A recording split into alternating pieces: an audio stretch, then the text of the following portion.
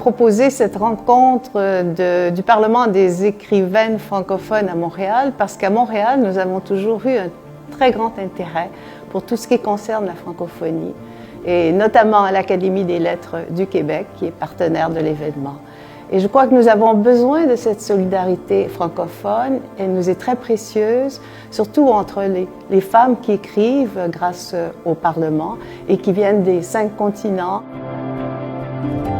Ce qui est merveilleux dans cette histoire, c'est que ça permet aussi à l'Académie d'affirmer sa francophonie, ce qui est très important, essentiel pour la défense de l'ensemble de la langue française ici au Québec, mais partout ailleurs dans le monde. C'est une des missions très importantes de l'Académie.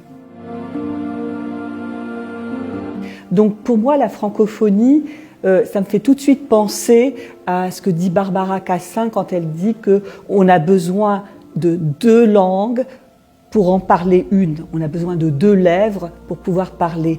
Et cette francophonie, pour moi, c'est un fil qui me permet de tisser pour essayer d'élucider des mystères, d'essayer de réparer des blessures, parce que je pense qu'on écrit tous pour essayer de réparer quelque chose.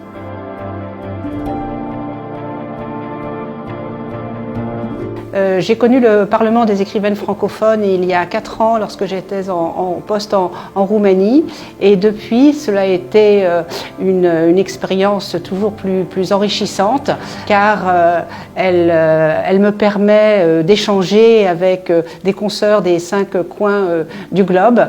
Je trouve qu'il s'agit d'expériences autant comme femme de lettres qu'également comme femme tout simplement. Comment créer une plateforme de solidarité entre les femmes qui écrivent? Comment faire en sorte que la langue française, qui nous réunit toutes, puisque nous sommes des femmes, soit le vecteur d'une nouvelle pensée, d'un discours qui déconstruit les discours et qui invente quelque chose de nouveau? Comment faire pour que la voix des écrivaines en particulier, la voix des femmes en général, soit connue, entendue?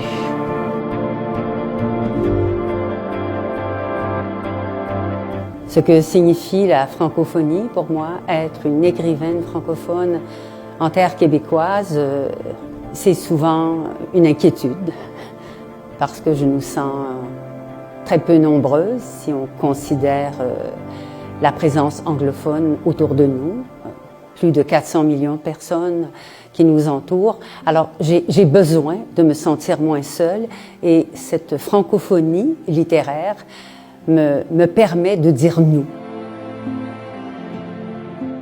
L'apport des écrivaines africaines est un apport, direct, international, qui apporte au monde une vision d'un continent, à savoir le continent africain dans sa diversité, dans ses multiples religions et dans ses différentes régions géographiques.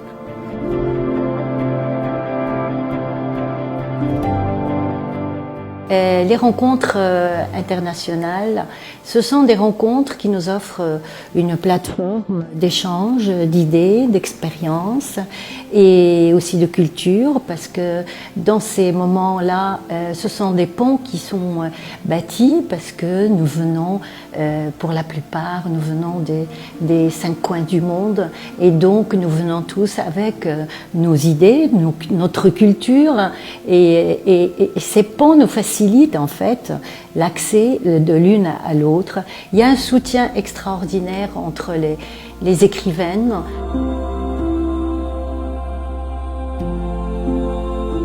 Le Parlement des écrivaines francophones est un espace de rencontre avec l'autre. C'est un espace sensible à la littérature et particulièrement celle des femmes.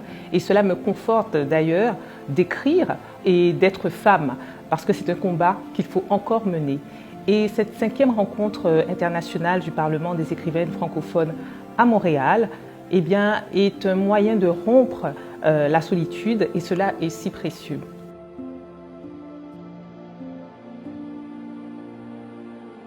La francophonie a plusieurs sens, bien sûr. Il y a celle qui est teintée de 1000 enjeux politiques, idéologiques, économiques, bien sûr. Et puis ensuite, il y a ma francophonie à moi, c'est-à-dire ma langue française tout simplement. Je raconte mes histoires dans cette langue que j'ai choisie et bien sûr elle est contaminée par ma langue maternelle qui est le turc et je pense que mes récits portent les débris de cette langue que j'ai, de mon oreille première, de mes paysages premiers, de mes mots premiers. Et à l'arrivée, il donne une saveur ou pas. En tout cas, il y a quelque chose, une étrangeté peut-être. Oui, je pense qu'il existe une solidarité en littérature. Je pense que moi, j'ai développé des liens avec des consoeurs et je pense que nous avons des échanges, des paroles sur la création. Je pense que c'est elles qui, parfois, au moment où je perds des courages, qui m'ont remise en selle. Je pense aussi qu'il y a des liens avec des autrices que je n'ai jamais rencontrées, qui sont mortes depuis longtemps, d'autres continents, et dans lesquelles je reconnais des combats, des questions, des plaisirs aussi.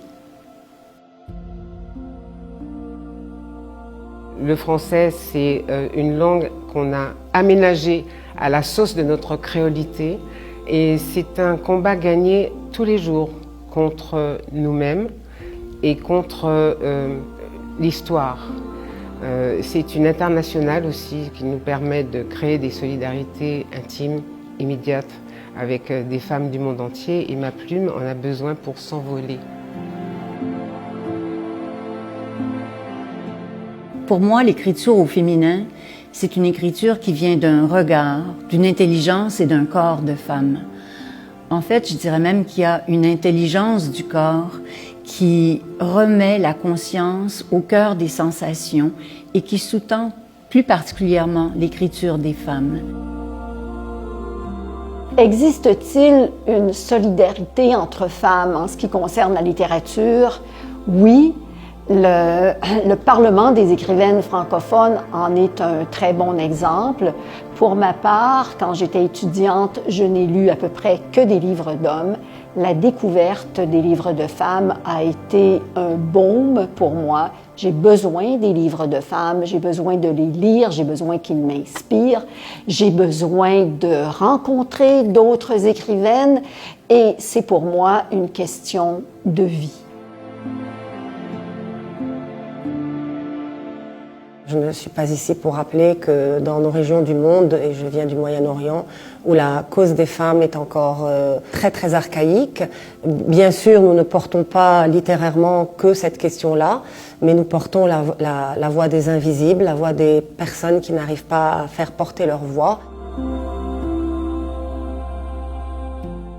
La poésie n'aime pas trop les définitions en général, parce que dès qu'on tente de définir un sujet, en fait, on doit le figer, le circonscrire, voire l'étouffer un peu.